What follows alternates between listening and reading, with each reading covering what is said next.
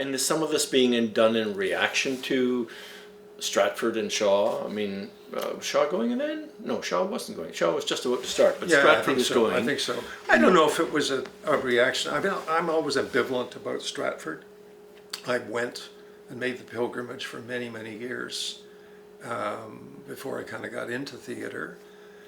And I was always really glad to see it, but I didn't want to do that. When we went to theater school, it was kind of Shakespeare based too. I didn't want to do that. I wanted to do something that was new, but I didn't really know what it was.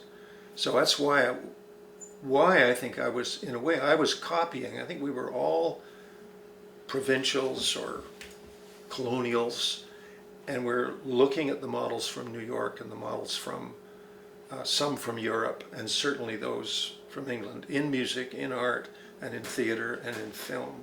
And they all kind of mesh together and create this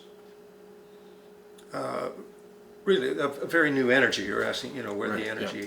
came from, but it just swirled, so you could do anything you wanted. Was it And euphoric? Was it euphoric, the energy? sometimes, it was. I mean, it was acid driven too, and there was something Ken about Casey, the electric Kool-Aid acid test. yeah. Zen and the art of motorcycle maintenance. Well, that was a fact at the time. I mean, young people did a lot of drugs. They traveled a great deal. They wore very theatrical clothes on the street.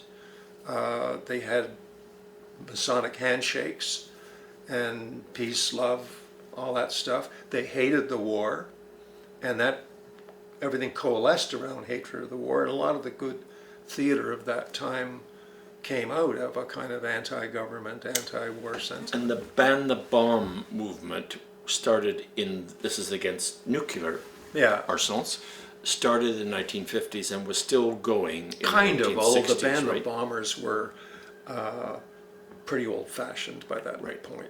Their marches were different from the anti-Vietnam War marches. Robert Lantos once said to me that the best place to get laid was in a peace march.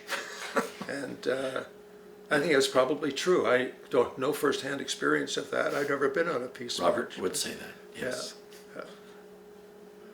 And also in the energy, because there I was taking science and I wanted to be an actor, and I was at U of T, but I took science because I thought acting was a bit of a disruptive or irresponsible profession. So what would I do? I teach physics if I failed, all that kind of, I was in that slot, as it were, and I was adoring the British, and looking at the Americans. And down there in Rochdale were the drugs, were the kids, were the cops, were the this, were the that, were that, were the demonstrations, and were the arrests.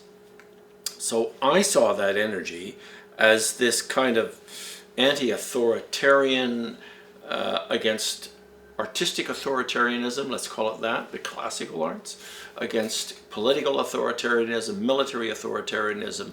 That's what it seemed to me, the great story. Oh yeah, Rochdale's a place where someone threw a cat over the balcony, right? Turns out not to be true.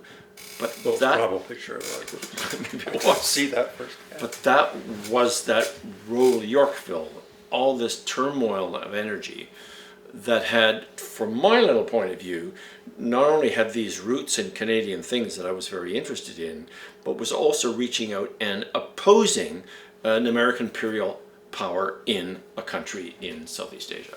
So it had both a kind of really interesting local place, and it was reaching out to wide-ranging ideas, like it is absolutely wrong to be in Cambodia and Laos and Vietnam. It is wrong to be there, and we will demonstrate in front of the U.S. consulate here, and we will be arrested. For me, the guy at Trinity College, that was quite a scene to watch. Mm-hmm. But you were in it. Yeah, no, I was a little older. I think I was probably 27, 28 years old. I remember putting up a sign saying, slightly aging theater director looking for actors, and people show up. But I was supposed to go. I went to, this is interesting. There was actually an Ontario Arts Council theater officer at that time named Charlotte. I'll think of that. She was a terrific woman. But her budgets were fixed. and they were designed for the theater the way it had been up until that point. But in no way was there access to money for what theater was becoming in Toronto at that time. So we had Ernie Schwartz, George, help me, TWP. Yeah, George Luscombe. Yeah. Yeah. So they're doing stuff. It's not. Ernie's work was connected to Joe Chaikin, some of the Yale School of Theater. George's was from, he studied in England and he had his Laban movements and was doing terrific work, but it was of no interest. What George was doing was of no interest to the young radicals. It was as though it might as well have been Stratford or the St. Lawrence Center, which was very unfair because the work he was doing was quite radical. I saw a lot of it, and I worked out with the company for a while when they were at Fraser Avenue.